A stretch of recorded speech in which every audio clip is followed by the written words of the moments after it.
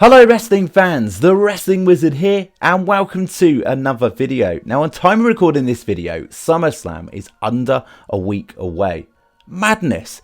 And I am so looking forward to this year's event. I can't actually remember the last time I looked forward to a SummerSlam this much. It's probably due to the fact that WWE creatively is in a far better place. And it's safe to say the PLEs as of late have delivered. They've over-delivered. And of course that's credit to Paul Levesque. We can't be naive though. We've got to also accept the fact that Vinnie Mac is there lurking behind the scenes and has some influence. He does, let's not ignore it. But overall, WWE is being in a better place and this year's SummerSlam is shaping up to be a banger. Now I thought in this video we could have a little bit of fun in regards to what WWE are pretty much labelling as three main events. Now we know the official main event is Jey Uso versus Roman Reigns in the Tribal Combat match for the undisputed WWE Universal title. I think that will be the main event. It should be the main event. This Bloodline storyline is cinema. Secondly, you've got Seth Freakin Rollins versus Finn Balor for the World Heavyweight title. That's another, what you could class as a main event, sub-main event. And then, of course, you've got the rubber match between Brock Lesnar and Cody Rhodes, which is also going to be a banger. There's definitely going to be violence on another scale in that match, for sure. So I thought we could have some fun coming out with shocking booking scenarios that could happen in either of the three main events.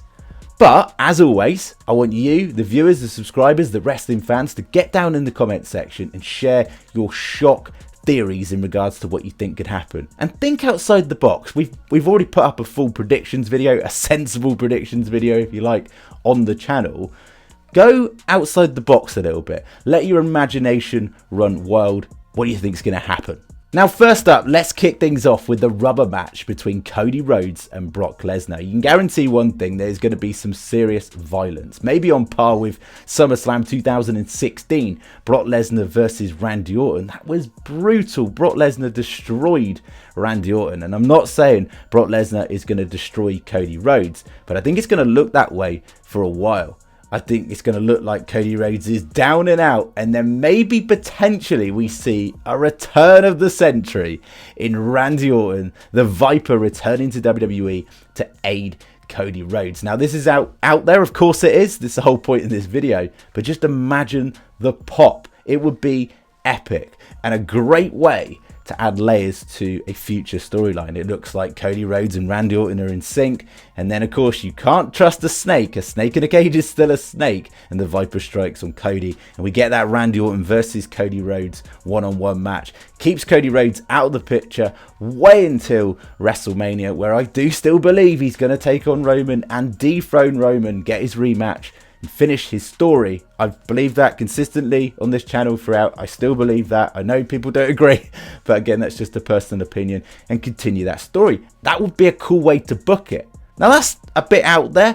The more predictable pick, which is still completely out there because we don't know for sure whether Bray Wyatt is going to return at this year's SummerSlam, but if he did, what if post-match Cody Rhodes is celebrating, gets the victory, he's ready to get back on the road to his path to the top of WWE, and then the lights go out and we see Uncle Howdy and Bray Wyatt standing on the apron.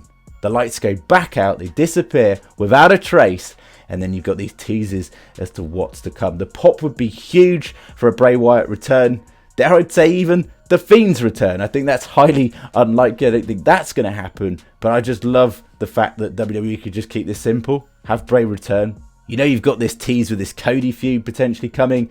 And that would be epic. Think of the storytelling that those two could do creatively. Of course, Cody Rhodes was Bray Wyatt's trainer way back in NXT when it was sort of more of a TV show format type of thing.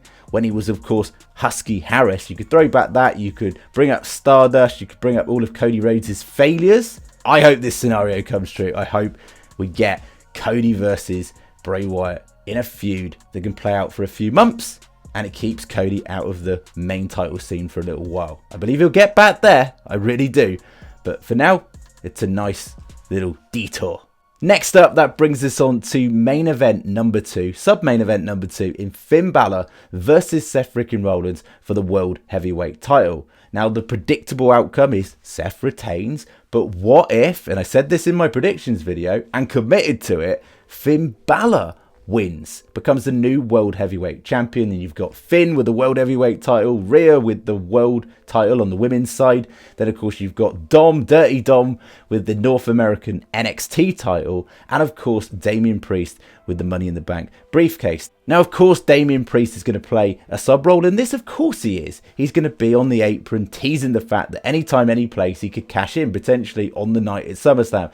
I just don't think that's going to happen. If they go all in on Damian Priest cashing in, where do you go from there? Tease the dynamic, tease the layers, tease the slow burn feud between Finn Balor and Damian. And if Finn has the belt, what greater way to do it? Where you've got the Judgment Day standing dominant with pretty much all the titles they can get to a certain extent. Now, I actually feel here that the numbers game is going to get on top of Seth Rollins, and we may potentially see a new member introduced in JD McDonough. And I know it sounds out there, that's the point on this video, crazy theories, but they debut this new character, and you kind of know in the back of your head, it's only going to be a matter of time until Damian Priest is fully replaced in this sense. And you know that Finn Balor over time is teasing the fact that at any point you could just kick Damian Priest out of the Judgment Day. But if you want to go completely out there, Judgment Day are a dominant faction, right? We can't argue that. A really dominant faction. They're getting so much TV time at the moment. So what if a certain Bray Wyatt gets involved in this match and actually costs Finn Balor? And then we get the slow build towards Survivor Series War Games, where potentially we could have a Bray Wyatt faction introduced. Judgment Day versus a Bray Wyatt faction. Wyatt 6 potentially out there. What do you think? Get down in the comment section. But the more likely scenario is the first one we discussed.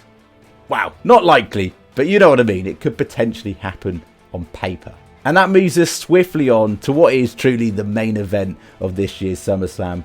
Roman Reigns versus Jey Uso in this tribal combat match. And I said it a few months ago, well maybe not that far ago, about 6 weeks ago, I brought up the fact, a theory, that Jey Uso could potentially turn on or cost Jey Uso his moment on what could be argued the grandest stage that Jey Uso has got to. I mean, main event in SummerSlam against Roman Reigns doesn't really get any bigger than that, with the exception of WrestleMania.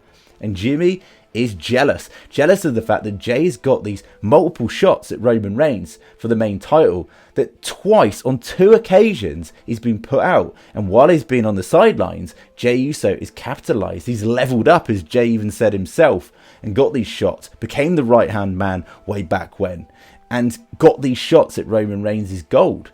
Jimmy hasn't. Every time Jimmy's been pulled, he's been on the sidelines. He hasn't been able to get involved. But what if he repairs just in time for SummerSlam and actually costs Jey?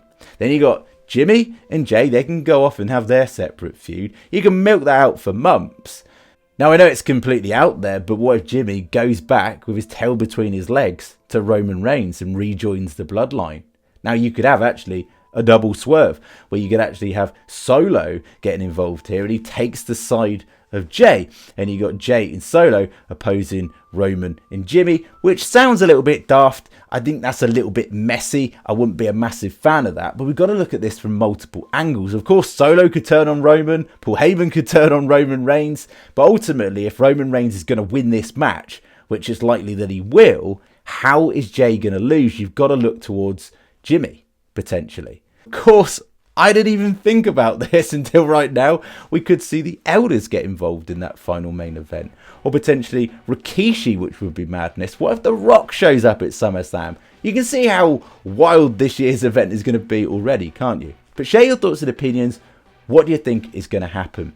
And as always, thank you so much for watching the video. It means the world that you watch these videos all the way through if you do. And it'd be even better if you could like the video, share the video, or if you're new to this channel, consider hitting that subscribe button, and I'll catch you in the next one.